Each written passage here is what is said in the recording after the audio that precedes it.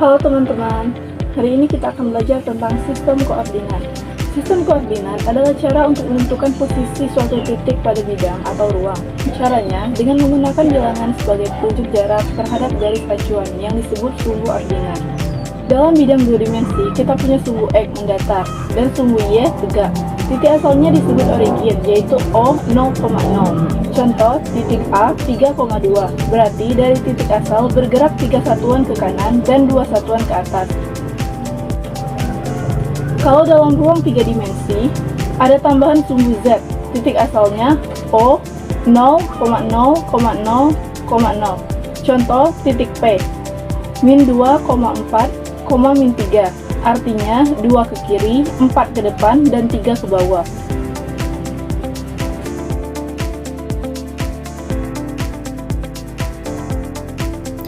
Sistem koordinat dua dimensi.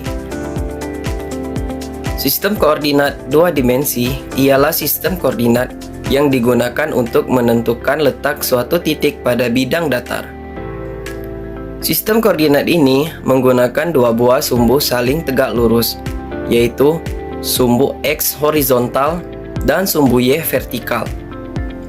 Dan kedua sumbu tersebut berpotongan di titik asal origin atau O yang bernilai 0. Selanjutnya itu penulisan koordinat.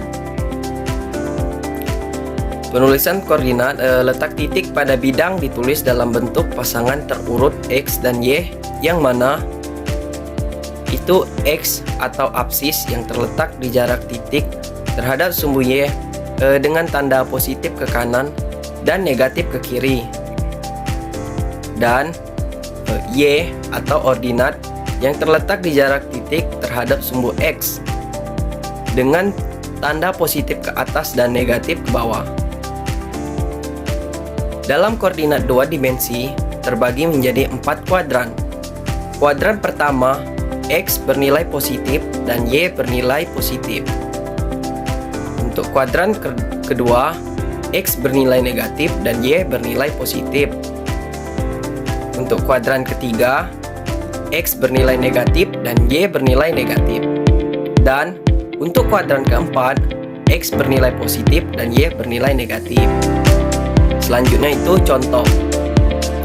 Titik A itu X, X-nya adalah 3 dan Y-nya 2, berada di kuadran 1. Titik B, X-nya adalah min 4 dan Y-nya 5, berada di kuadran 2.